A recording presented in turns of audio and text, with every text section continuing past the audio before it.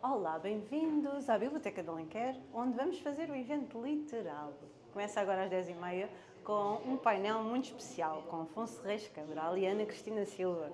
Eu também vou falar um bocadinho sobre o meu percurso no digital.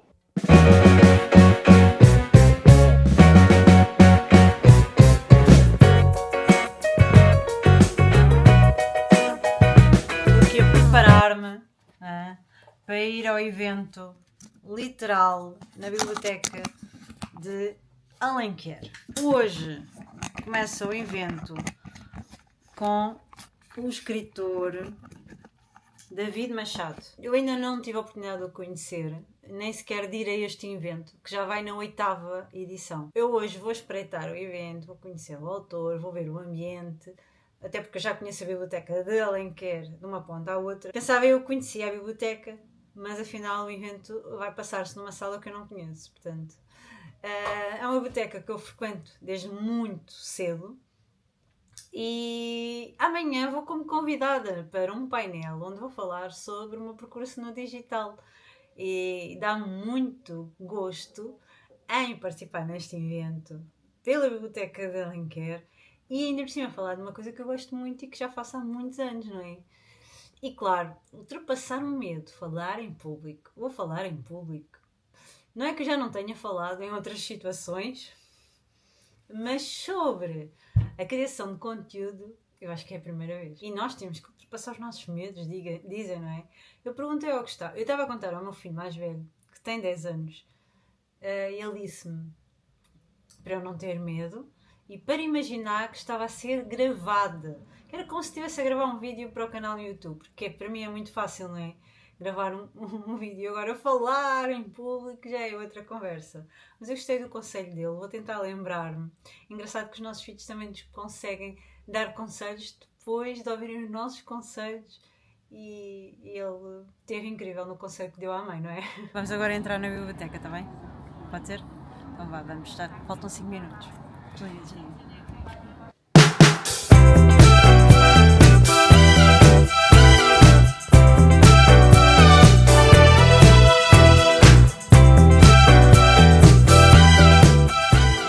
Viemos ao evento literal conhecer o autor David Machado. Olhem só a quantidade de livros que ele tem. Eu já tenho este em casa.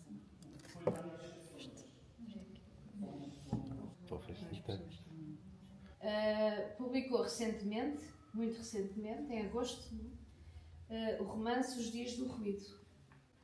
Bem-vindo. Obrigado. É com todo o gosto que vai dar o pontapé de arranque para o nosso literal, que esperamos que valha a pena. Fico contente. Amanhã, como hoje, vai ser de certeza uma forma de valer a pena que é o ter. Pronto, aqui então, sendo o David um autor premiado e multifacetado, porque não escreve só para crianças como para adultos, a gente tem uma certa curiosidade a tentar perceber como é que as coisas começaram. Como é que começou? Bem, antes de mais, boa noite a todos. E obrigado por estarem aqui. Nestas coisas eu nunca fico nada preocupado por sermos poucos. Acho que, como estava a dizer ali fora, eu acho que em Portugal já faço isto há muitos anos e em Portugal já percebi que a cultura, de facto, é uma área com pouca atenção, mas a pouca atenção que tem está muito presente e é muito genuína e para mim é muito bem-vinda E acrescenta valor sempre. e acho que é errado quando contabilizarmos isso em termos de quantitativos, não é? Claro que seria melhor termos mais público, mas Claro. nunca fico chateado com isso. Ou pelo menos nunca fico preocupado com isso. Então, enfim, tenho de ir lá atrás, porque eu publiquei o meu primeiro livro, A Noite dos Animais Inventados. Ou seja, agora eu posso ir mostrando algo que eu trouxe aqui alguns dos livros. A Noite dos Animais Inventados, que é este livro. Eu publiquei-o em 2006, salvo erro, portanto. Eu concorri com este conto ao Prémio Brento da Fonseca em 2005, portanto, quase há 20 anos, na verdade. Enfim, e hoje para mim é mais fácil olhar para trás e perceber como é que as coisas aconteceram. Naquela altura simplesmente foram acontecendo, não é? Ou seja, eu nem nunca fiz nem nunca tive um grande plano para ser escritor, para me tornar escritor. Eu sempre gostei muito de ler, sobretudo, e a certa altura, talvez no final da minha adolescência, com 17 anos, por aí, eu comecei a escrever. Acho eu simplesmente porque eu tinha muitas histórias na cabeça. Eu andava desde criança a inventar histórias. Era uma coisa que eu fazia como um passatempo. E era algo que preenchia os meus dias, sobretudo aqueles momentos mortos. Quando eu ia para a cama dormir, eu inventava histórias para adormecer. Quando eu ia de viagem de carro com os meus pais, eu ia no banco de trás a inventar histórias. Então eu tinha a cabeça cheia de histórias, realmente, e a certa altura eu percebi que podia fazer com elas aquilo que eu encontrava nos livros que andava a ler.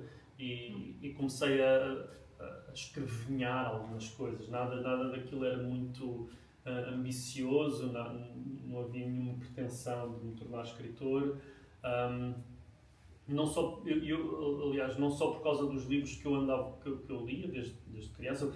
Há uma coisa que para mim é sempre bastante relevante nesta história, que é o facto do meu pai ser um grande leitor.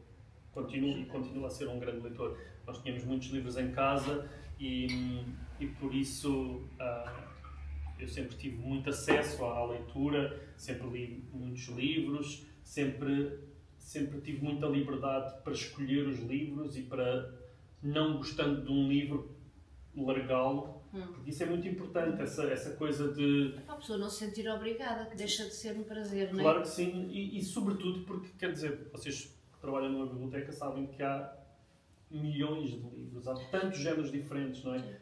E mesmo eu hoje em dia, que continuo a adorar ler, há alguns géneros literários que não me interessam tanto, que não me motivam, não me entusiasmam tanto.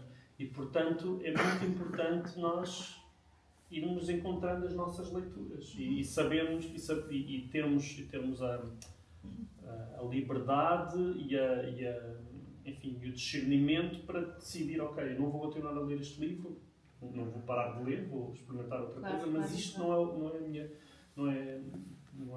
a minha coisa. Não é? Olá pessoal, estou à porta da Biblioteca de Alenquer, onde vamos então ao encontro literal. Vamos conversar sobre a paixão sobre os livros. Eu vou falar sobre o meu percurso no digital e um bocadinho sobre a paixão pelos livros. E vai estar presente Afonso Reis Cabral, Ana Cristina Silva, bibliotecário responsável da Biblioteca de Arruda. Então, está quase a começar e vamos a isso. Vi a Sandra agora, do Cafenando. Ela gosta muito de café, olha este perfil. Olha, acabei de receber, vou-vos mostrar. Aqui uma garrafinha. Muito gira. E uns livros.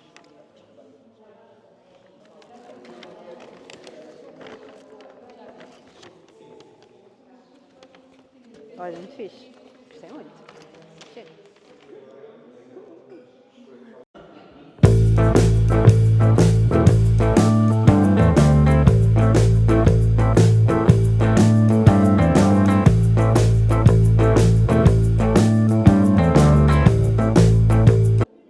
Está aqui os preços dos livros, o painel. Este foi o primeiro livro da David Machado. Não sabia, nem conhecia este livro.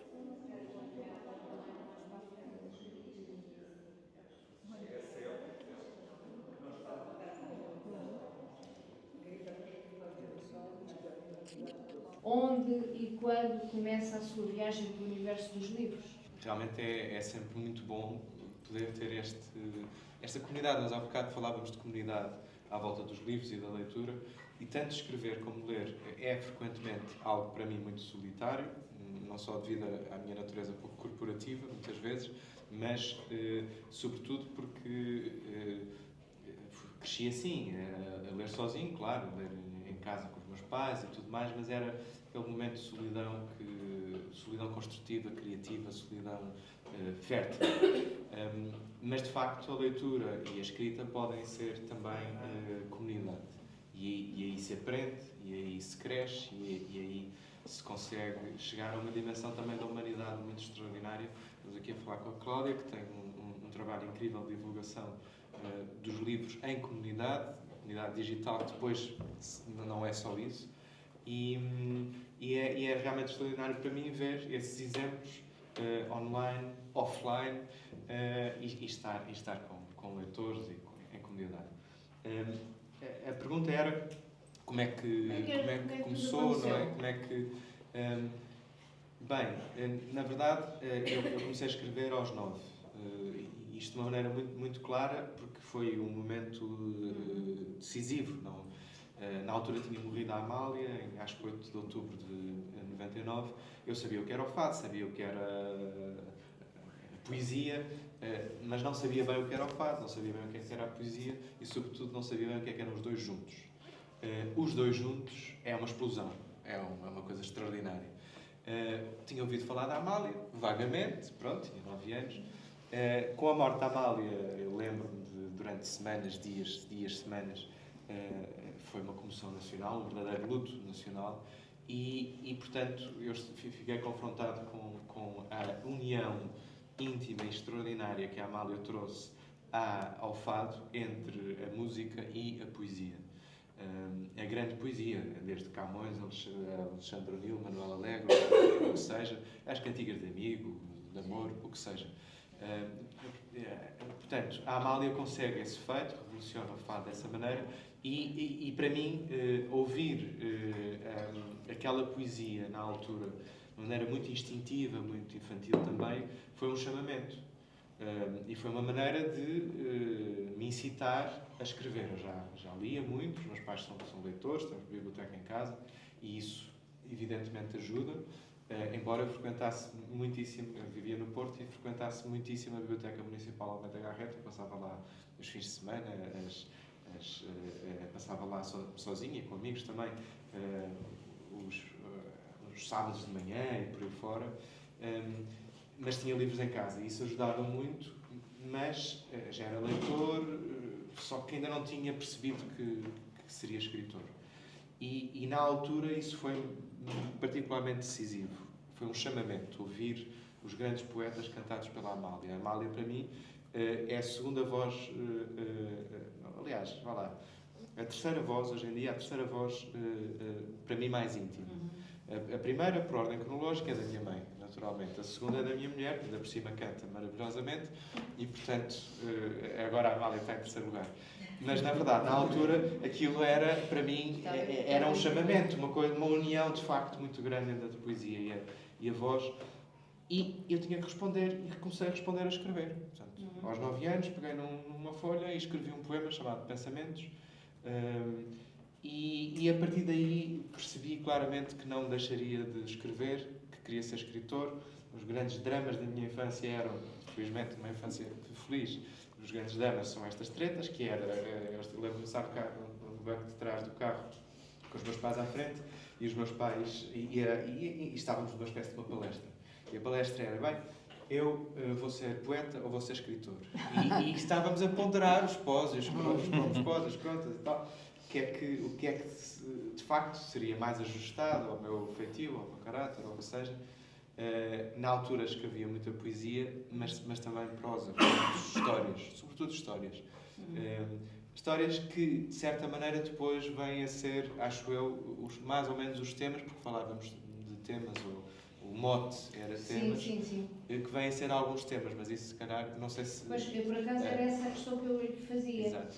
Se era para si fácil encontrar um mote, tal mote, para o que, entretanto, consegue produzir e bancar para fora para o público. Se é fácil para si? Eu acho que isso se educa. Há uma apetência natural para olhar para o mundo em busca de temas. Isto parece assim um bocado grandiloquente, mas é muito instintivo, é natural, não é? É isso, é qualquer coisa que nos chega aos olhos e nos chega ao coração, sobretudo, não querendo usar assim algum imaginário assim mais emotivo ou o que seja, mas é quando chega aos olhos, ou melhor, quando chega à mente através do coração, se calhar é isso. Chegar-nos à mente através do coração. Neste sentido, um tema, um episódio, uma pessoa, um pormenor que instintivamente através do coração nós sentimos. Aquilo é qualquer coisa que nós podemos trabalhar, que eu posso trabalhar, que eu sei que me incita, me prende, me cativa, e depois, através disso, chega à mente. Ou seja, passa a ser intelectualizado, desdobrado, ampliado. É como se houvesse uma pequena, uma vela de entusiasmo, uma chama na ponta da vela de entusiasmo, de interesse, e depois o intelecto vai construindo um edifício à volta. Isso, para mim, esses temas, eu acho que mais ou menos desde muito pequeno que tenho tido uma certa paixão e os temas ligam-se a personagens necessariamente. Sim. Quanto a mim, o tema lá está a tal vela, o edifício é a personagem. Okay. Ou as personagens, que são uma forma de dramatizar o tema. Pronto.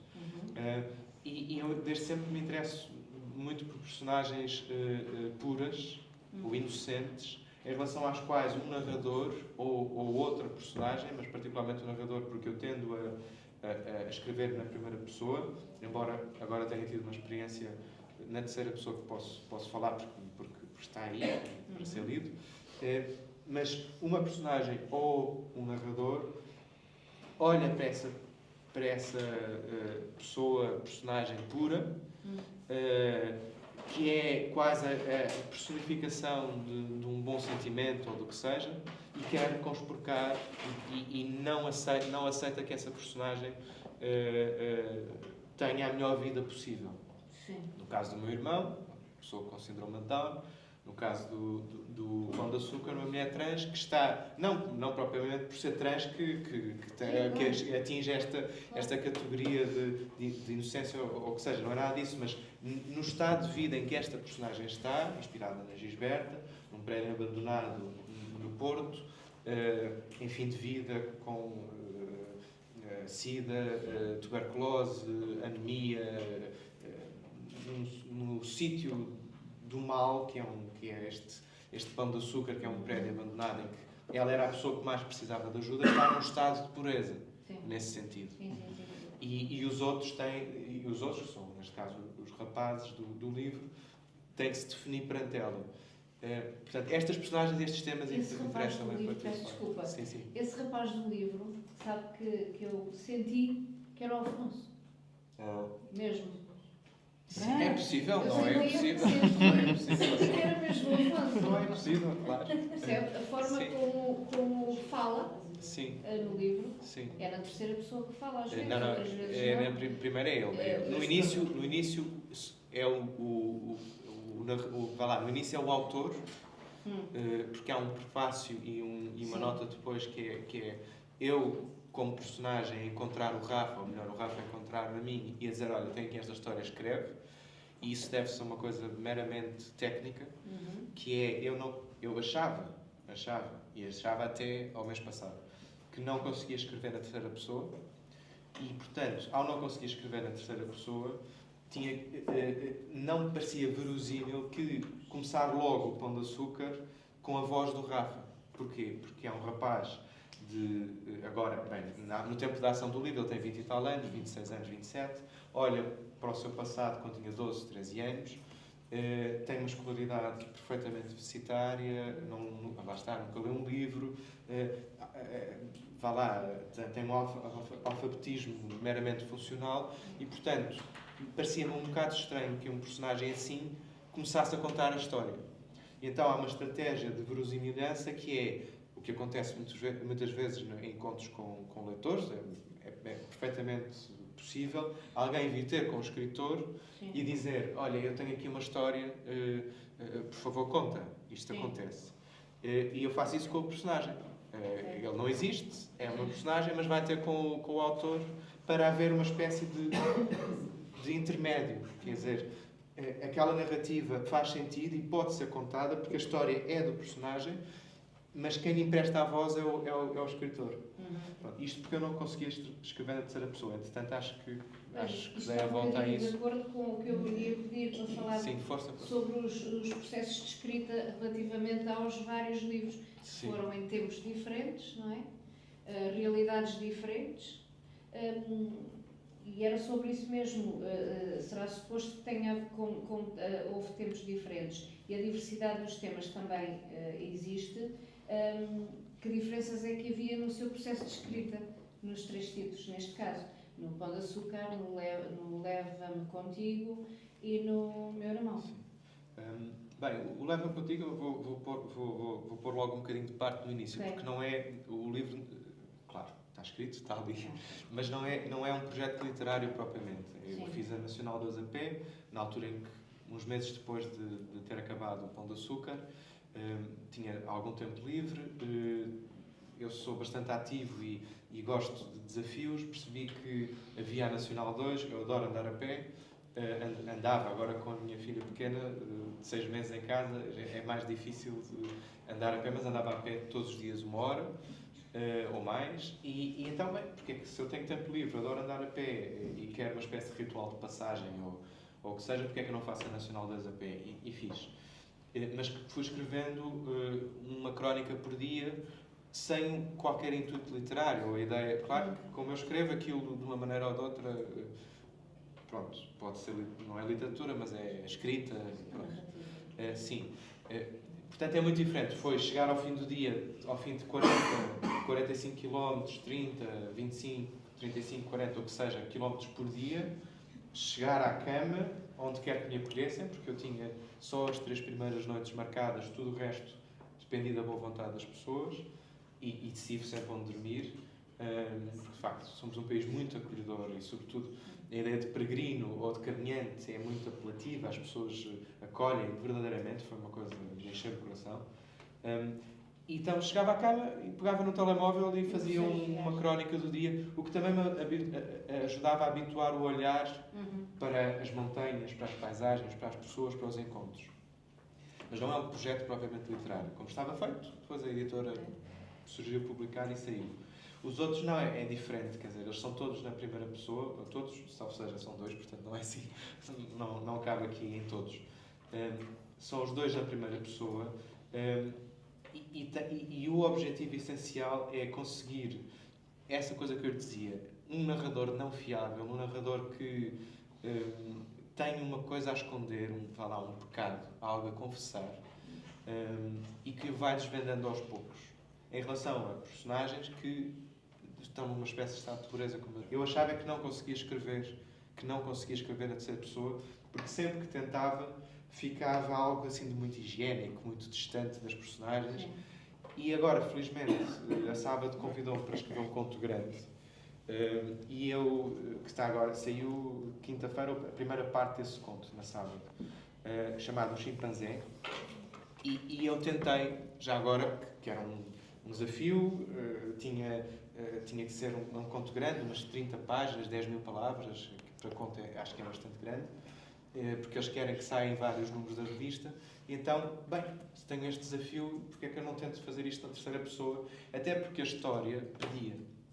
E forcei-me a fazer isso e espero que tenha resultado. A história pedia porque é a história de uma mulher que tem uma grande tristeza na sua vida, durante 20 e tal anos tentou ter filhos, não conseguiu, e uma espécie de subterfúgio que seja para ela lidar com isso é rica, tem uma casa enorme, é oferecer aos filhos pequenos dos amigos as festas dos filhos. Ela monta tudo, faz tudo, tem os temas das festas, pergunta às amigas e aos amigos o que é que o teu filho gosta, o que é que eu posso fazer, então faz tudo, monta aquilo assim extravagantemente. E a certa altura é a festa do Benjamin e, enfim, pergunta à mãe do Benjamin o que é que o teu filho gosta, Bem, o meu filho está numa fase em que adora chimpanzés. E ela começa a montar a festa com todo o tema de chimpanzés e como as pesquisas na internet são mais ou menos como as cerejas, encontra um serviço de aluguer de chimpanzés bebés. Isto não existe em Portugal, mas onde é que existe? Nos Estados Unidos, claro. Isto existe, garanto que isto existe.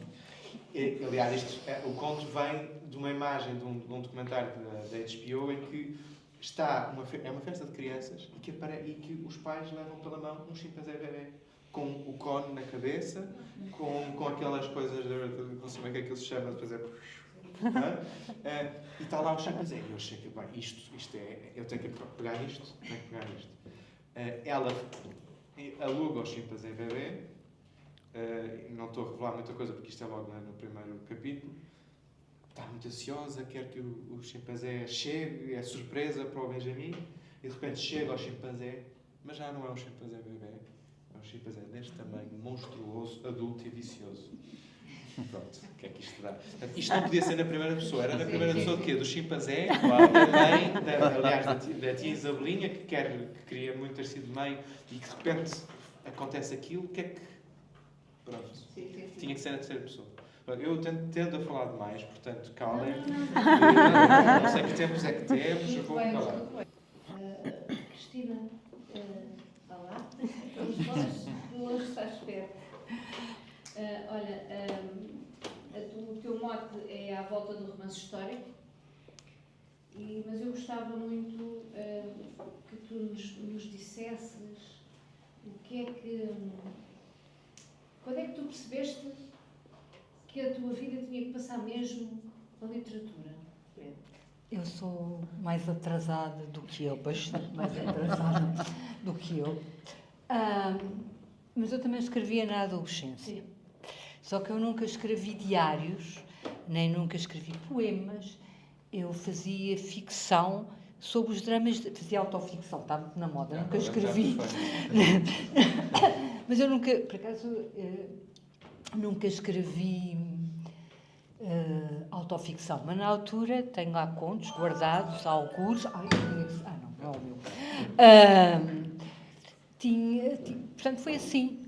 Mas depois, como eu tinha e ainda tenho uma certa idolatria pelos escritores, uma certa pô-los num pedestal, o que é um disparate. Demorei muito tempo a escrever. Portanto, o meu primeiro romance até está ali. Mariana, todas as cartas, está ali. Portanto, porquê que aconteceu Mariana, todas as cartas? Porque eu me apaixonei e tive um desgosto de amor. Eu apaixonei-me e tive um desgosto de amor por um holandês idiota, como o Chamilly. O Saint-Simon dizia que o Chamilly era idiota. E eu apaixonei-me por um holandês 15 anos mais velho, que era idiota, no meio do meu doutoramento. Portanto, eu estava de bolsa de doutoramento, porque eu nunca tive o privilégio aqui, como do Afonso, de ser só escritora, mas o meu primeiro romance tive. Porque foi a FCT que me pagou, porque eu acabei o doutoramento, bati o recorde nacional de velocidade em doutoramento, escrevi o meu doutoramento num ano. De velocidade em doutoramento. E não é um mau doutoramento, porque ao contrário dos meus livros, só alguns é que estão esgotados. O meu doutoramento foi editado, que se chama até A Compreensão do Princípio Alfabético, Sr. Professor. Mas está esgotado. Foi editado pela Gulbenkian e, portanto, como tinha tempo, porque fiquei à espera que me chamasse para ir defender o doutoramento, e fui estúpida, muito estúpida, porque tinha 4 anos de bolsa e só utilizei 2, e estava com grande desgosto de amor, porque o meu grande desgosto de amor, o meu grande amor tinha-me dado com os pés, porque eu não tinha ido a correr para a Holanda a meio do doutoramento, escrevi um romance. E com a arrogância, mas muito mais velha. Publiquei o romance, tinha 35 anos. Já tinha escrito romances autobiográficos antes disso. E por acaso foi uma professora daqui que me disse que nunca tinha, e que estão para lá, nem sei onde é que estão, que disse que nunca tinha lido determinadas coisas sobre o amor como aquilo. A minha Mariana tem 70 anos e volta a escrever ao Chamilly, mas volta a contar a sua vida, quer no período da paixão, quer na infância, no período da paixão, quer depois, daquilo que vem, o que acontece depois das próprias cartas.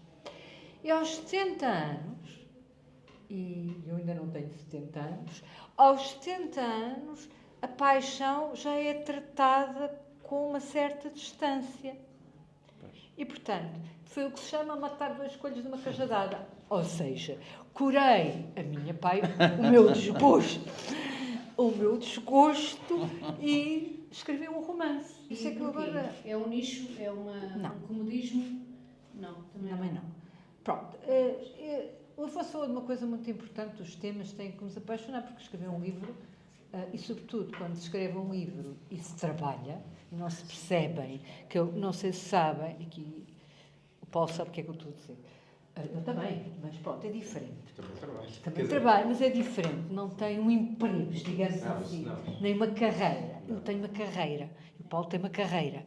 E a carreira implica um conjunto de exigências. É verdade, mas eu estava a dizer, ele disse uma coisa muito importante, que é a paixão. A gente tem que se apaixonar. Tem que se apaixonar e tem que ter... eu gostava imenso das cartas portuguesas. Eu tinha... E eu até era, em miúda, uma leitora de Fernando Pessoa e não tanto da Flor Bela Espanca.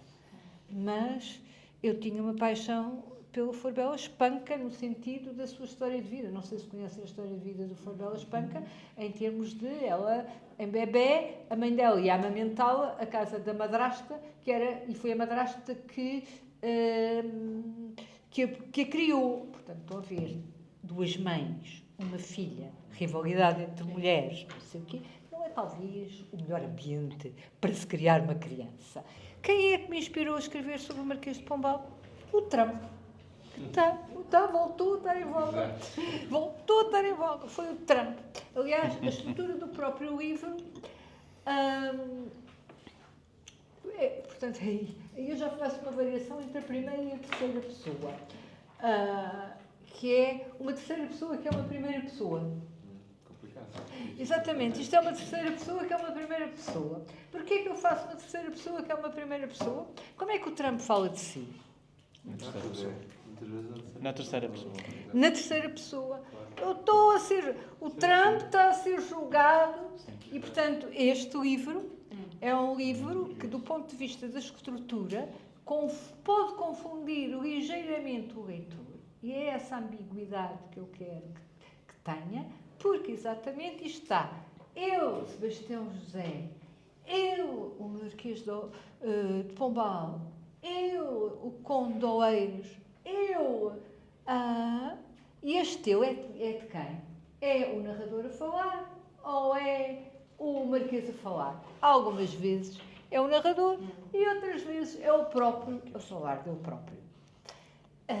E porquê que, por exemplo, eu escrevi sobre este livro e muitos outros? Porque eu acho que a literatura tem também uma função de despertar consciências e agitar o pensamento das pessoas. Portanto, eu sou uma investigadora da leitura, portanto, a minha carreira é ser professora universitária e o que eu investigo é exatamente a leitura, daí o teatro descoberto do Príncipe Saber. E sei que, isto agora é da investigação, que a leitura permite que o leitor, se eu conseguir, isso também depende da arte do artista, dê a mão ao livrito e vá atrás, simultaneamente com a cognição e a emoção. E simultaneamente com a cognição e a emoção, o que o deve, neste caso concreto deste livro, o levar a pôr em causa ou descobrir uma determinada forma de exercer o poder. Quando escrevo romances históricos, e aí é de uma arrogância a toda a prova da minha parte, que é... O Milan Kundera tem um livro que é a Arte do Romance, em que ele diferencia, tal como há a literatura de entretenimento e a literatura do Prémio Jabuti, não sabia, há a literatura de entretenimento e a literatura literária, não sabia que existia, descobri este ano. Há estas duas categorias. E o Milan Kundera, quando fala do romance histórico, diferencia entre um romance que é a ilustração de uma determinada época histórica, aqueles romances às vezes sobre as rainhas que andam para aqui e fazem isto, etc. E isto porque a minha inspiração é Marc Yourcenar nas Memórias de Adriano, que é daquilo que fala o Milan Kundera nesse livro, e o romance histórico em que agarra num determinado tema para levar as pessoas a refletir sobre o que é que nós somos. Estávamos a falar com o Paulo, e o Paulo, posso dizer que estive a assistir a uma em que dizia que a humanidade era horrível. Muitas vezes o Javier Cercas dizia, e eu, ao contrário do Afonso, que fala da pureza ou da maldade, e fala da violência. Porque há um livro muito engraçado que se chama A Teoria do Mérito, em que diz que a meritocracia, a ditadura do mérito, a meritocracia é uma treta, e é mesmo, porque os pontos de partida são completamente diferentes. E, portanto, o ponto de partida do pobre marquês também foi diferente dos Távoras ou do Duque de Aveiro. O que não justifica, portanto, o que é que ele fez como um bom sedutor? Seduziu. Como um bom narcisista, seduziu as mulheres, mas as mulheres gostaram dele, porque os narcisistas são também muito sedutores, portanto, não sei se sabem, mas ele raptou a primeira mulher aos 23 anos, que tinha 30, e ela tinha 34 anos. Foi um escândalo na época, foi por isso que ele foi professor. E depois casou com uma outra jovem, que agora me está a falhar o nome, isto é da idade, a Ernestina, Eleonora Ernestina, que era austríaca, de uma ótima família austríaca, era só 25 anos mais nova do que eu, e que tanto uma como outra se mantiveram absolutamente fiéis. Para subir, ele seduziu. Primeiro seduziu, criou aliados e depois arrasou. Que é aquilo que o Trump vai fazer, diga-se de passagem. Portanto, perfeitamente atual. Então, eu tenho um canal no YouTube onde falo sobre livros e incentivo à leitura. Eu comecei em 2012, em casa, com uma câmarazinha, isto porque eu sentia a necessidade de encontrar com quem falar de livros. Eu não conhecia ninguém que lesse, eu frequentava bibliotecas, ia a livrarias, comprava os meus livros, ia para casa, lia, porque a leitura é mesmo muito solitária, mas depois eu não encontrava clubes do livro, não encontrava comunidades, não tinha amigos, não tinha familiares que lessem. Então eu agarrei numa câmara, porque eu estava no YouTube a procurar, talvez sobre livros também, e encontrei uma rapariga que falava de livros no Brasil. E eu não conhecia nenhum canal em Portugal que o fizesse. Eu pensei, e se eu fizesse isto?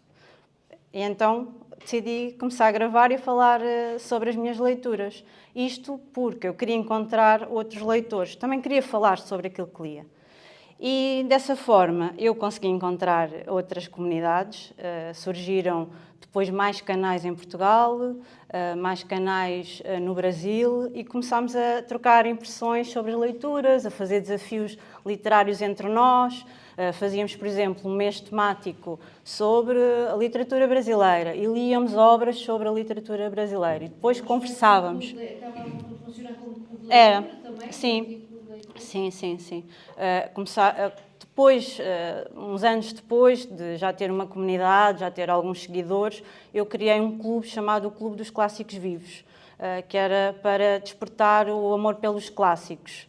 Então nós tínhamos encontros mensais em lugares diferentes do país e começaram a surgir novos leitores ou pessoas que olhavam para os clássicos como não vou ler clássicos, são chatos, são aborrecidos. E começaram a ter esse interesse.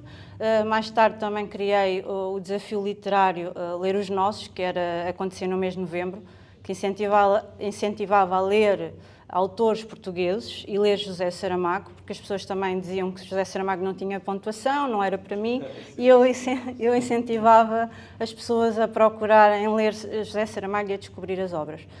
E até agora, o canal já conta com mais de 6 mil seguidores, tem muitas visualizações, já nasceram outras comunidades, nasceu a comunidade do BookTok na altura do Covid, que são para camadas mais jovens, também tem muitos encontros, também fazem muitos desafios, e o Instagram, que também tem vindo a desenvolver muitas...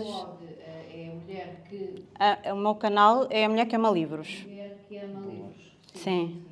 E tem muitas respostas diretamente? Sim. Após fazer alguma postagem, como se diz? Sim. É assim, com o crescimento das outras redes sociais, o YouTube acabou por ficar um bocadinho mais de parte, porque as pessoas procuravam conteúdos mais rápidos, cada vez mais. E já não têm tanta paciência para ver um vídeo, se calhar, de 20 minutos. Então, é só mesmo quem gosta de aprofundar determinados assuntos é que vai à procura de vídeos no YouTube. Por isso é que eu também faço muitos vídeos no Instagram, porque é uma forma de chamar depois para o meu canal. Também a duração de um vídeo ideal é que 15 segundos, 30 segundos. Sim, Já. sim, porque é o Fala tempo um de real atenção. com 30 segundos. Sim, sim, porque é o tempo que as pessoas agora Claro. conseguem É, estar tempo de atentas. atenção. Sim, Eu sim. acontece-me a mim estar a ver um vídeo e passaram-se 10 segundos e eu estou ansioso porque Que a aquilo vida é acabe. enorme e ainda não chegou ao fim. Isto Ou meter é na velocidade mais inacreditável. rápida. Sim, quantas Para... vezes? Sim, Claro, muita isto gente é- faz A isso. ver a importância da leitura. É exatamente, sim. Sim. Mas 10 eu estou tranquilo segundos. quanto a isso. Pois continuas Eu estou a ler. tranquilo quanto Pronto, a isso. isso também ainda tudo também. mal. Mal seria. Exato. Mas não estamos a falar, estamos Claro, a falar mas é do mesmo. geral. É mesmo. Eu formo professores e portanto, os tempos de atenção são curtíssimos. Eu, hoje em dia, não sou só professora, sou professora e faço pantominas. Ou seja, 10 segundos. Tarará. Depois Mas o tempo de estimulação também é Quase que faz vídeos. vídeos. Maior, para cativar a Exato, atenção. É uma coisa exatamente. louca. Exatamente. Sim. Eu tento também incentivar através de... Hã? Não soa incompleto. O quê? Tudo isso, o que se apreende em tão pouco tempo, não será. Isso, estás a dizer isso por uma questão geracional, Se sabes? calhar é. É. Não, mas há sempre os gatinhos. Os gatos depois ficam muito bem nos Não é vídeos, isso não é? que ela Fica-se está a muito- falar. Não é isso que ela está Não, por acaso eu sei, ontem a estou a falar. gozar, mas é- Eu ontem por acaso também falei dos gatinhos numa É crónica que eu fiz.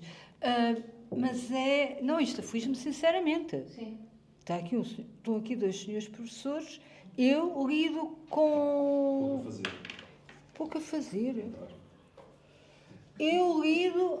Tem que se fazer muito. Se corta Tem que se fazer muito e é urgente. ou adaptamos. Sim, está bem, mas depois, a partir daí, eu sou psicóloga, aquela história da agir na zona processual do desenvolvimento.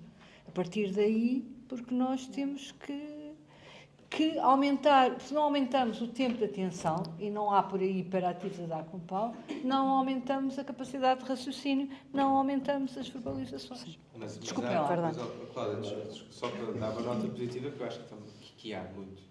As vendas de livros têm aumentado muitíssimo Sim. por causa Das do comunidades, trabalho sim. como o seu e como o vosso, porque Sim. das comunidades online, e isso é fantástico. Sim, Mas tem a partir aumentado muito a nos partir de últimos anos. 2018 as editoras começaram a procurar as comunidades das redes sociais, as Sim, comunidades sim. literárias, para divulgar livros e novos lançamentos. São tantos Claro. que era uma Isso forma é de... E isso é também uma promoção da ótimo. leitura. Sim, sim, sim. Claro. Mas só uma pergunta. Compram os livros e depois leem? Quem?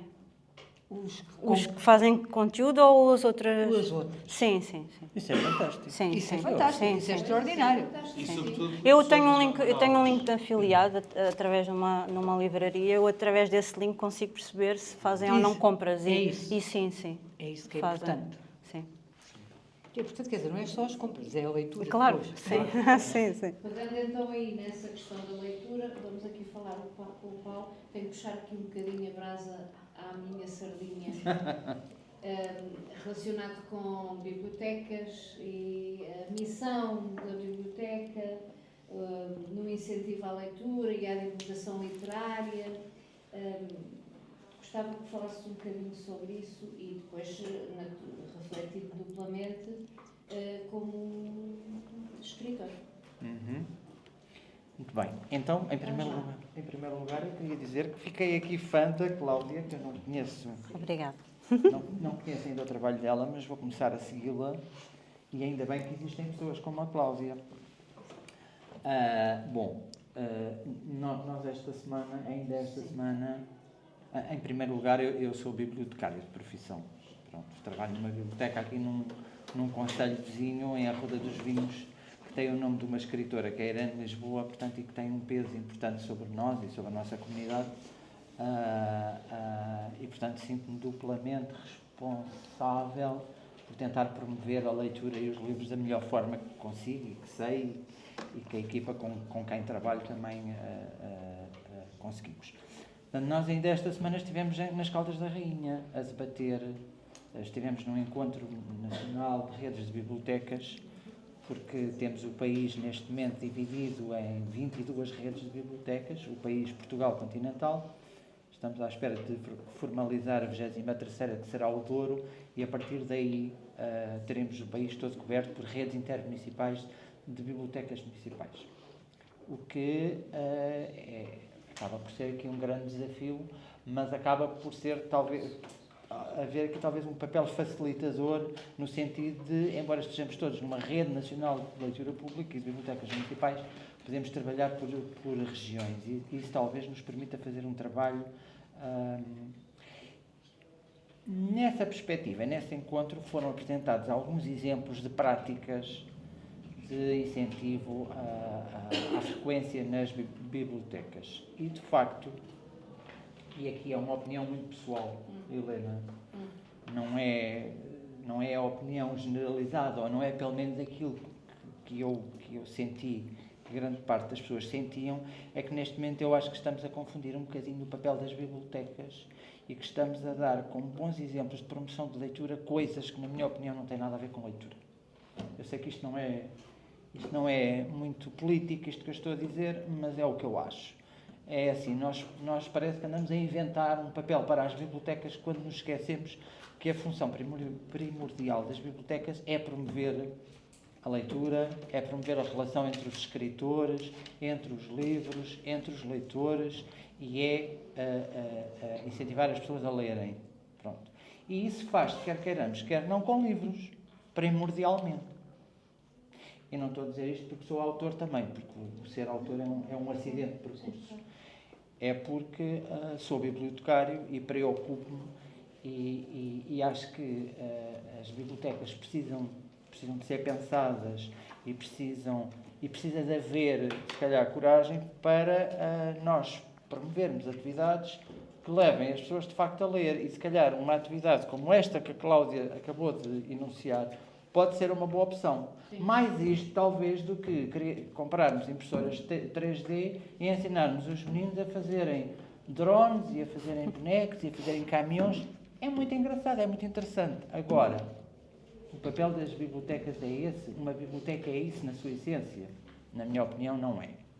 Na minha opinião, eu acho que nós, bibliotecas e bibliotecários e técnicos de biblioteca, estão aqui vários, o que nós devemos fazer é promover a cidadania através, por exemplo, de encontros como estes. É trazer escritores, é convidar as pessoas, é trazer o público, é pôr os escritores a falar dos seus livros, dos seus processos criativos, porque, ao fim e ao cabo, os livros refletem o quê? Os livros refletem a humanidade na sua essência, aquilo que nós temos de bom, aquilo que nós temos de mau e todas aquelas questões que nós fazemos, que é, nós não sabemos ainda o que é que andamos aqui a fazer, e por essa razão é que acontecem coisas no mundo que acontecem. Portanto, eu acho que quanto mais nós esclarecidos estivermos, quanto mais sessões de esclarecimento proporcionarmos às pessoas, quanto mais livros pudermos promover, seja em comunidades de leitura presencial, seja em comunidades de leitura online, e nós, felizmente, no Oeste, criamos uma comunidade de leitura online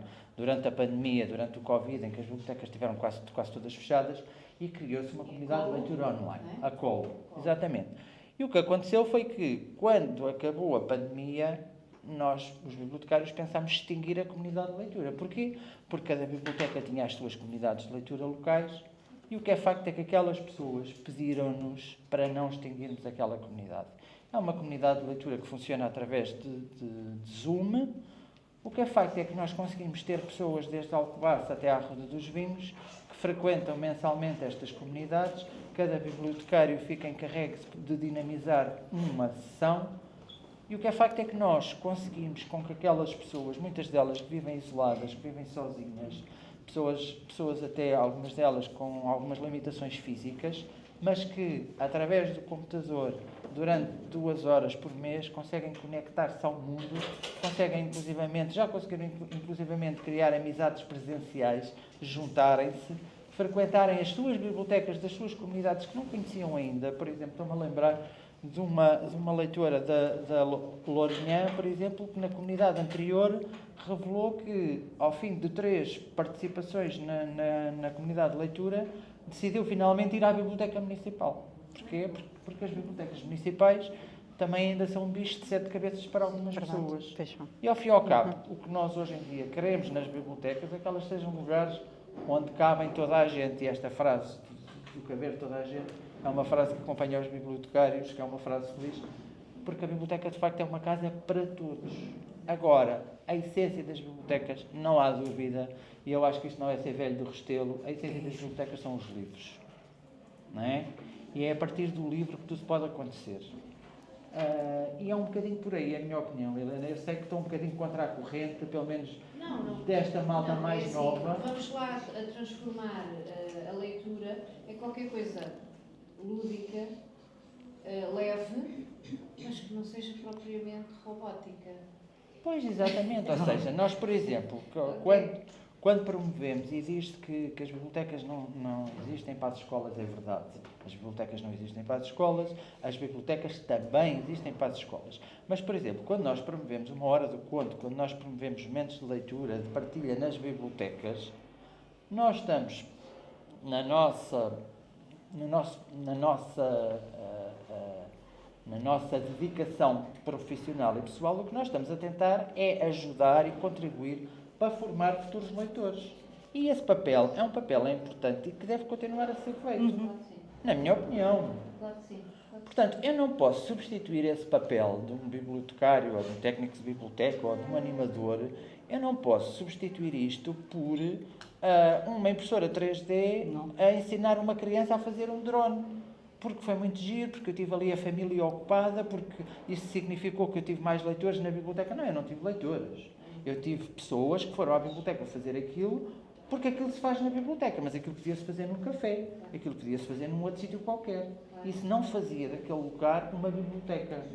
Uma biblioteca eu acho que é muito mais do que isso. Nem estás propriamente a incentivar Portanto, nada que não a construção lá do... Exatamente. Portanto, uma biblioteca para mim é uma casa de democracia, é um lugar de democracia onde devem existir opiniões diversas, onde nós devemos discutir aquilo que nos une, mas também aquilo que nos diferencia como sociedade democrática que somos, mas para mim o elemento fundamental e o ponto de partida de uma biblioteca são os livros. E aqui, que é a leitura como uma forma de criar relações interpessoais. Exatamente.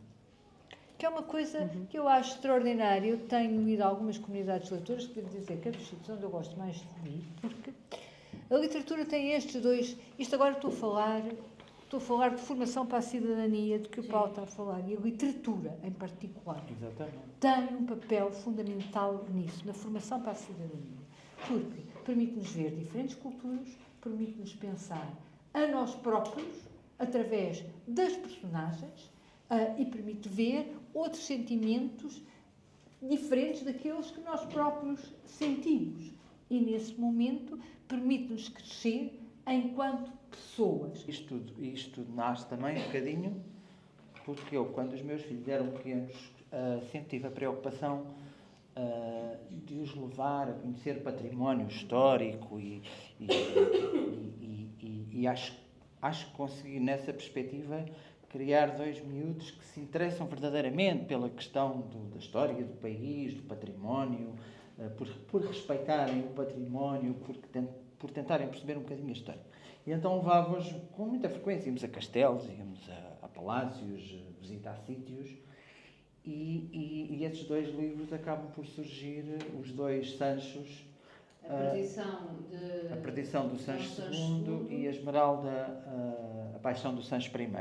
Para já, porque a Idade Média é um período que eu gosto muito, a primeira dinastia, que é a altura em que Portugal se começa a formar, digamos assim, em que ainda não existe muito o conceito de Portugalidade e do que é ser português, mas é um período que eu pessoalmente gosto muito, porque gosto muito das várias heranças com que nós fomos ficando, da questão da ocupação muçulmana da Península Ibérica e das nossas heranças. Pronto.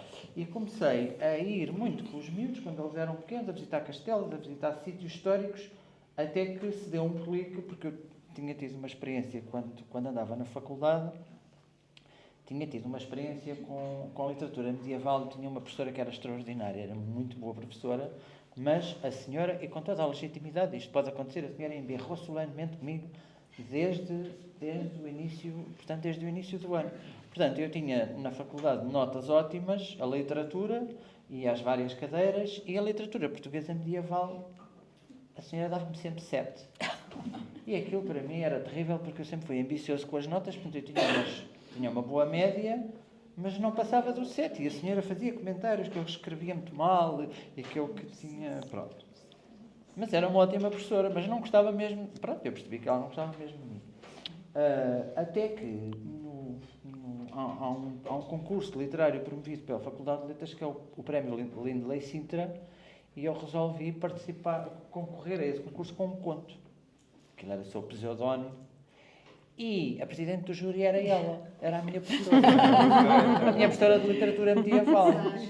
E eu ganhei o primeiro prémio. E ela teve e ela era a minha professora no ativo na altura. Portanto, aquilo foi uma vingança terrível para mim, porque ela fez um grande elogio escrito ao conto, e quando se apercebeu que o conto era de um aluno dela, deve ter ficado furiosa. O que é facto é que eu fiz a cadeira com 10, e depois no ano a seguir fui fazer a melhoria de nota, que não metia lá os pés com a Teresa Amado, e tive 15. Portanto, aquilo foi mesmo porque ela não ia mesmo à bola comigo.